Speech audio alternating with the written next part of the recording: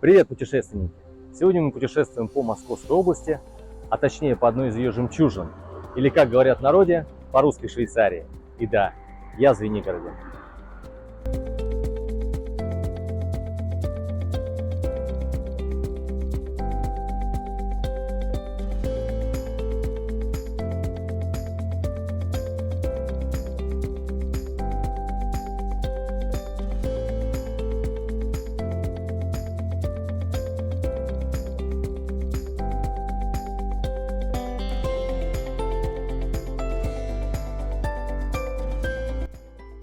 А в конце видео вас ждет полезная информация от меня, так что не переключайтесь.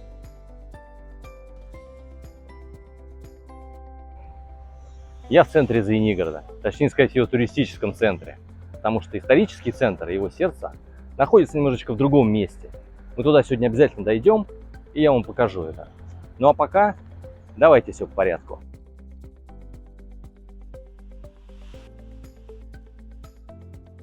Очень символично, что при въезде в город и горожан, и туристов первыми встречают Юрий Звенигородский и Савва Сторожевский, в какой-то степени отцы-основатели города.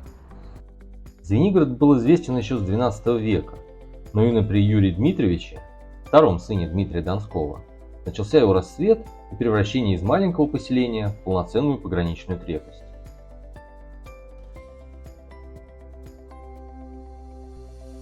Через дорогу от памятника следующая достопримечательность города – это Звенигородский музей «Манеж».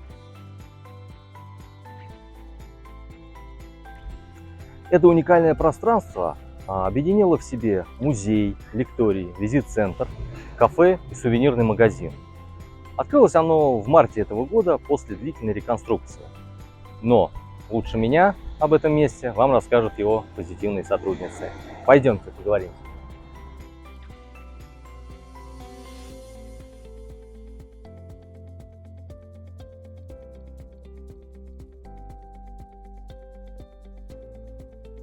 Здравствуйте, мы приглашаем вас в Звенигородский манеж. Это одна из площадок Звенигородского музея-заповедника. Вообще, Звенигородский музей – это один из старейших музеев Подмосковья. Он был открыт сразу после революции в 1918 году. Изначально на территории усадьбы Введенская, сейчас там санаторий, а потом в итоге где-то в 20-е годы он был перенесен на территорию Савино-Сторожевского монастыря. Во время Второй мировой войны Звенигородский музей был временно закрыт, все фонды были вывезены в Новый Иерусалим, а здесь находились военные базы. После окончания войны постепенно, соответственно, начали возвращать площадки музею, это в основном монастырь, и туда вернулись часть фондов. Сейчас мы все еще имеем одну площадку на территории монастыря, это Царицыны палаты, но в основном монастырь сейчас функционирует как действующий мужской монастырь, Савино-Сторожевский, довольно-таки почитаемый, второй крупнейший монастырь, насколько я знаю, в России после Троице-Сергиевой Лавры. А вот недавно, в этом году, в 2023 году, мы открыли вот эту площадку. Она находится в центре города Звенигорода. Вообще Звенигород очень любопытный город, он находится всего в 40 минутах от Москвы, где-то 48 километров от МКАД. По Новой Риге, легкая доступность. Сейчас очень активно развивается туризм у нас в нашем направлении. И манеж, на самом деле, очень привлекательная площадка, потому что мы планируем ее развивать именно как такой туристический хаб, туристический центр. Мы всегда подскажем, куда можно пойти, что можно сделать, кроме как, вот, допустим, культурной составляющей, но еще активный отдых, там, конюшни, каякинги. Мы активно развиваем эти связи и всегда можем в этом плане помочь. Сам манеж вообще имеет очень древнюю историю, ну, как старую. Это старейшее светское здание в городе Звенигород. Он был построен приблизительно в 1830-е годы, как, казалось бы, манеж, но здесь непосредственно конного манежа никогда не было.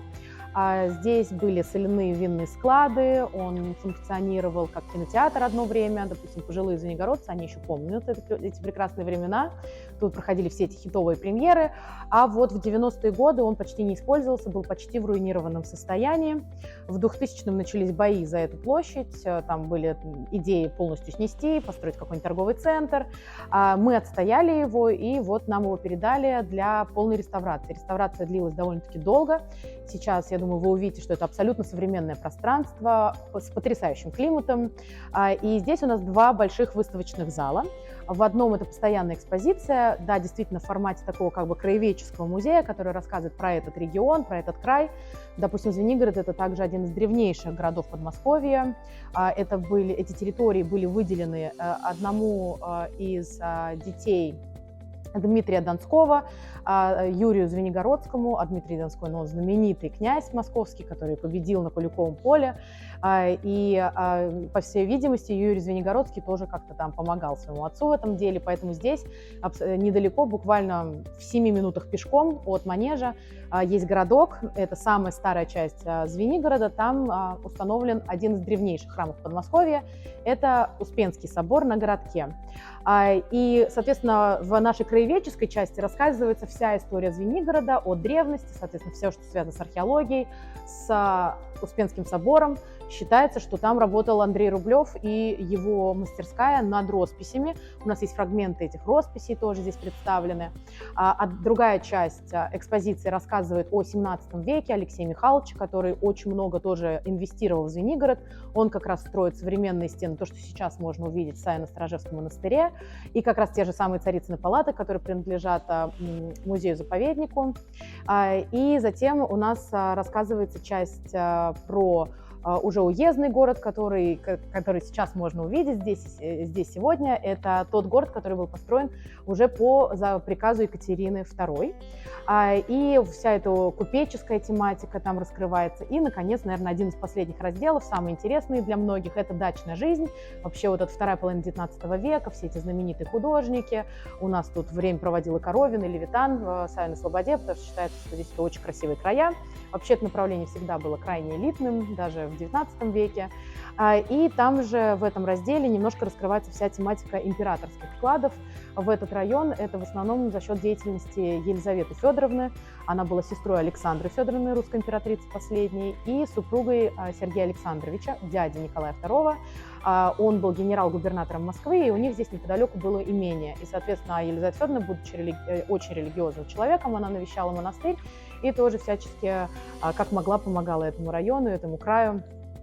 Поэтому тоже это интересный такой мотив, который может для себя раскрыть наш посетитель. Плюс, ко всему прочему, уже если говорить о более нынешней, более современной истории, здесь проходил рубеж обороны. Это тоже рассказывается, есть часть, посвященная военным годам на нашей экспозиции, и все заканчивается уже деятельностью Тарковского, который тут снимал несколько своих фильмов.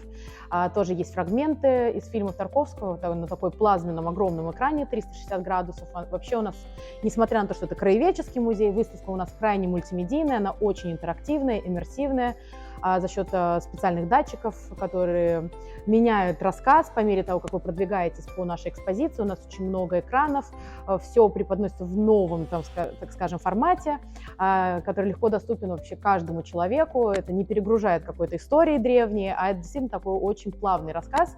И действительно будет интересен, мне кажется, в принципе, любой аудитории, от мала до велика. Всем очень нравится, никто никогда не ожидает такого, когда приходит к нам в музей, что это будет настолько современно и настолько увлекательно. И у нас еще потрясающий интерактивный макет Савино-Сторожевского монастыря, который весь меняется и горит. Он на самом деле белого цвета, но если вы придете, вы его белым не увидите. Он будет разных цветов, потому что на него идет проекция из 7 разных проекторов, которые подсвечивают его, меняют как бы времена года на нем. И это на самом деле очень-очень интересно. Вторая наша площадка — это для временных выставок. Сейчас у нас как раз подходит к концу выставка «Ремесла», посвященная тоже здешним местным мастерам, которые делали в основном балалайки, домры, гитары. Это шиховские мастера. И вскоре у нас откроется уже новый проект. Я думаю, можно его даже анонсировать. Первый анонс, честно вам скажу. Это выставка совместно с Русским музеем. Выставка работ Левитана, Коровина, Саврасова, Поленова и их круга. Поэтому это будет такой наш первый крупный проект, и мы планируем дальше эту историю развивать. И тут, соответственно, будут проходить еще и временные выставки на этой площадке.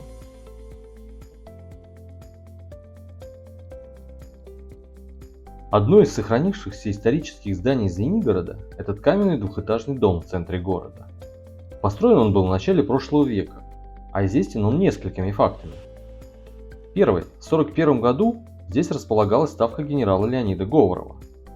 А второе – это то, что в этом здании располагалась аптека, которую посещал Антон Чехов. Да, собственно, здесь так и написано.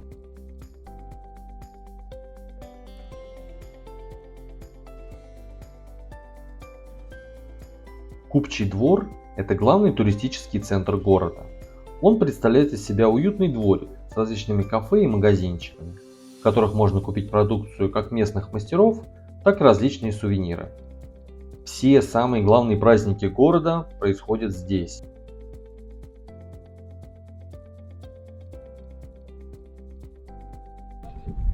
Если вы не знали, то великая советская актриса театра и кино Любовь Орлова родилась здесь, в Звенигороде.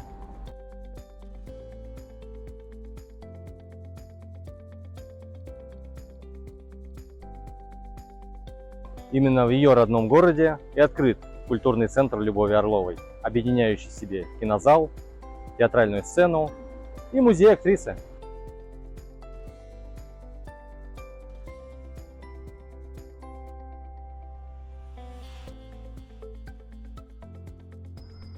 Этот мемориал с вечным огнем посвящен бойцам Красной Армии и звенигородцам, остановившим продвижение немцев на Москву и не допустившим захвата Звенигорода в конце ноября 1941 года, в то время как Истра уже была взята и враг двигался дальше.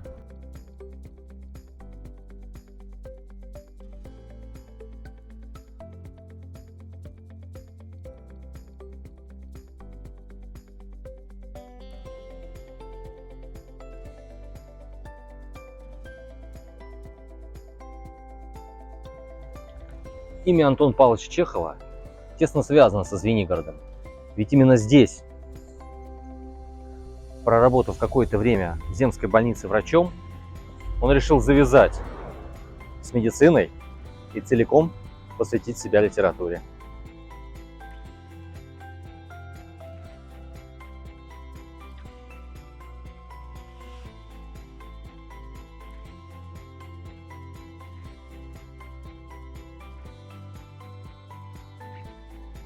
Еще один интересный музей в Звенигороде, который нельзя пропустить, называется «Назад в СССР».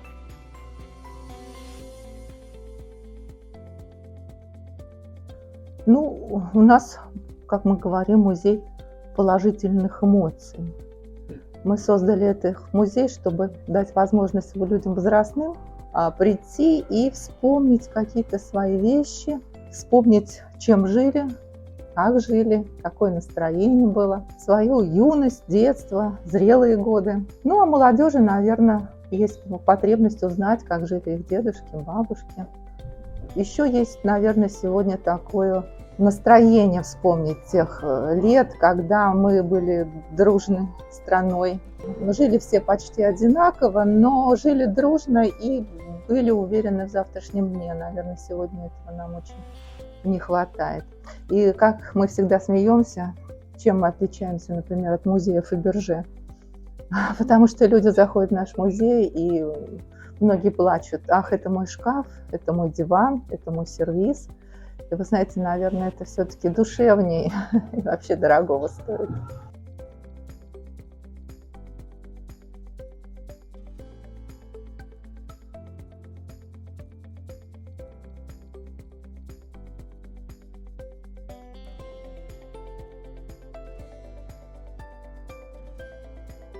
Главный собор Звенигорода, храм Вознесения, имеет древнюю и насыщенную историю. Первые упоминания о храме на этом месте относятся аж к 1624 году. К сожалению, так как храм был построен целиком из дерева и сгорел при городском пожаре, до наших дней он не сохранился. После пожара его быстро восстановили, также в дереве, но к концу 18 века он все равно пришел в негодность. Видимо, сказалась спешка при восстановлении. При следующем восстановлении эту ошибку уже учли и возвели храм из кирпича. Но уже во время Отечественной войны 1812 года проходящие на Москву французы, как это было принято у просвещенных европейцев, попросту разграбили его. После всех этих событий храм долго и упорно восстанавливали и даже достраивали. Но в итоге, после революции, все ценности забрали, а здание передали в хозяйственное пользование. Таким образом, в 20 веке храм успел побывать зернохранилищем, стоянкой транспорта, гаражом и даже автосервисом. В итоге, к началу Великой Отечественной войны храм и вовсе разобрали за ненадобностью. После войны долгое время на месте храма был парк, И вот только к 2007 году храм Вознесения наконец-то восстановили во всей красе на своем историческом месте.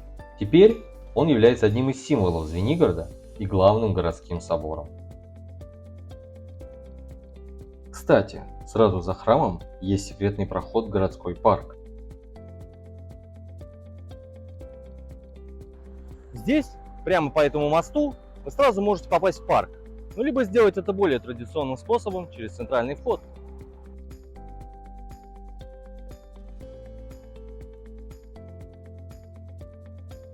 Вообще, городской парк Звенигорода очень интересен тем, что состоит из двух частей. Первая часть – это сам исторический парк, который, кстати, обновили в 2021 году, добавили кафе, туалеты, зоны для настольных игр, сцену для выступления, спортплощадку, фонтаны и прочее. Кстати, даже есть большой ксилофон.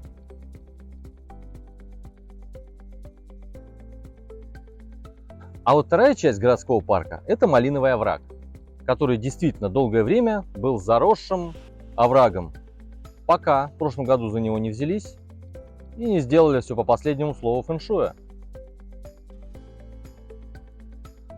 Теперь он служит прекрасным местом прогулок, а в темное время суток имеет очень интересную подсветку. Но главное, теперь по нему очень удобно и приятно добраться до следующей интересной точки Звенигорода.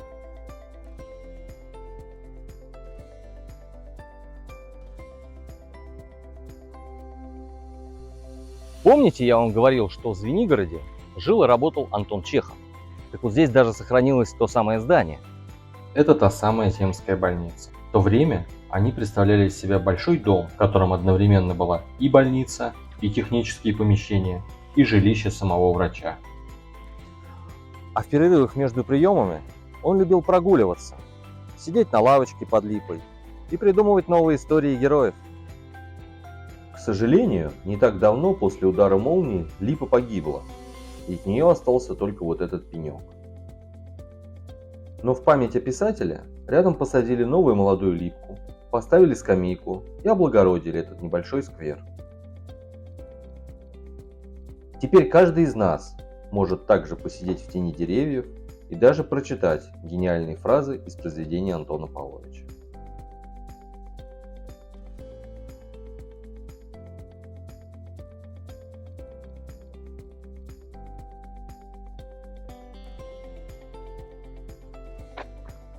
Помните, в самом начале я вам обещал показать исторический центр и сердце города. Так вот, как известно, сердце любого древнерусского города – это Кремль. И сейчас я пойду в Звенигородский Кремль. Пойдемте посмотрим.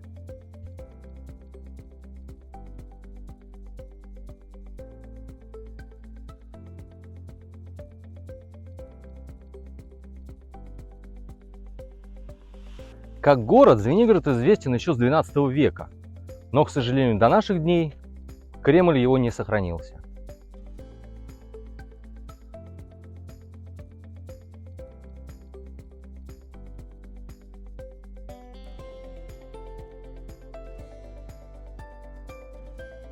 А вот в этом месте располагалась башня с въездными воротами, а на самих валах уже, соответственно, стены.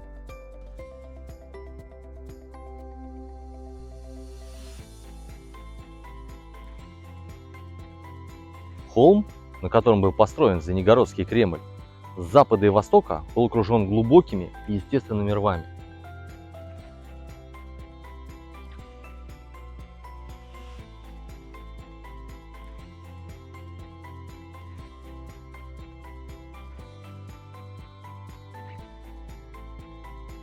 С южной стороны довольно крутой естественный обрыв к реке.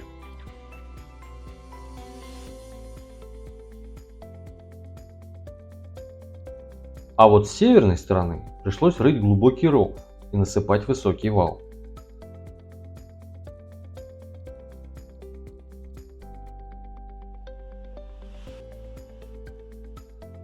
Первый раз Звенигородский Кремль сжег хан Тохтамыш в 1382 году, когда бесчинствовал в округе после взятия Москвы.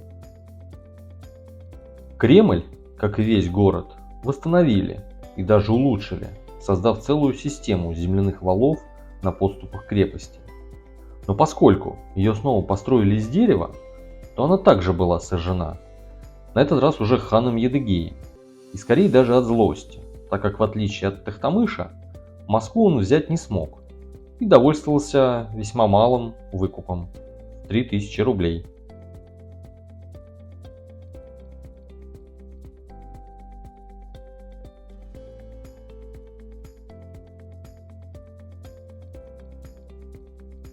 Ну что ж, вот это и есть тот самый центр Звенигорода, его сердце, исторический город. По периметру вот этой территории располагался тот самый Кремль, который, к сожалению, не сохранился.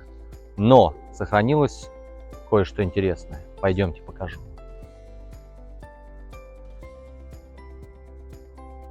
На территории Звенигородского Кремля до наших дней дошло одно это здание. Это собор Успения Пресвятой Богородицы, или Успенский собор в городке, постройки конца XIV века.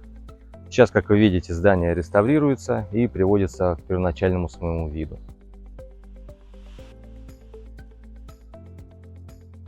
Интересный факт. При реставрации в начале 20 века в храме были найдены иконы, предположительно принадлежавшие кисти самого Андрея Рублева. Кстати, сейчас их можно увидеть в Третьяковской галерее в Москве под общим названием «Звенигородский чин». Но еще интереснее то, что в храме сохранились оригинальные фрески того времени, и есть большая вероятность, что их автор либо сам Андрей Рублев, либо его ученик Даниил Черный.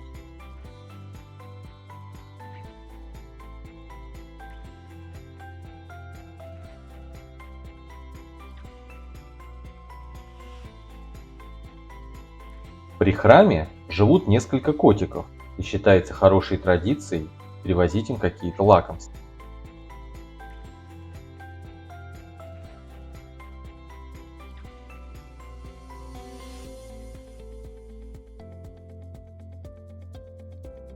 Еще один необычный музей в Звенигороде. Музей русского десерта – это авторский музей, частный. Он придуман художником, и здесь очень много картин. На картинах зайцы, медведи, царевны. Музей русского десерта – это музей про здоровое питание, музей про здоровье нации. У нас наш главный экспонат – русская печка. Мы рассказываем об истории этих русских десертов. Это жарко, весело, вкусно. В музее 2 этажа. Вот на первом наша знаменитая печка, выставка о советских десертах. А на 2 этаже наш основной зал, где размещены 24 крестьянских буфета, потому что именно в них все и хранилось для чаепития. И пряники, и мед, и варенье, и сахар, и заварка, и посуда. И это наша коллекция музейная. У нас это все как раз представлено в буфетах. Приезжайте к нам.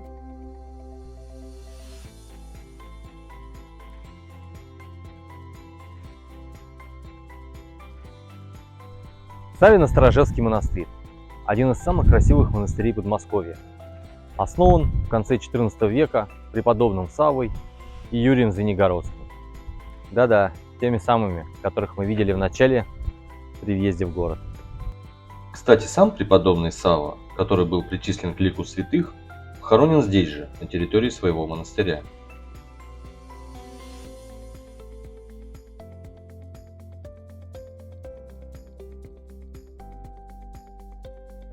Сейчас территорию монастыря, помимо самой духовной братьи, занимает Звенигородский городской музей, который расположился в левой части монастыря, в Царицыных палатах. Что здесь делал Иван Грозный? Как монастырь стал местом молитв и уединения русских царей? Почему в мужском монастыре появилось помещение для женщины? Как связано с монастырем Рублево-Успенское шоссе, знаменитая Рублевка? Почему во время Отечественной войны 1812 года Савино-Строжецкий монастырь избежал разграбления французами, в отличие от других храмов? Эти и многие другие интересные и удивительные факты я вам не расскажу. Не потому, что не знаю или мне жалко, а, как говорится, чтобы не спойлерить. Вместо этого я рекомендую вам прямо при входе в монастырь записаться на увлекательную экскурсию, где вам подробно все расскажут, а что-то даже и покажут.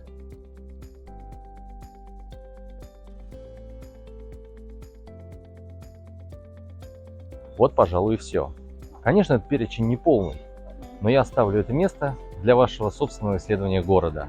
А пока, как и обещал, полезная информация.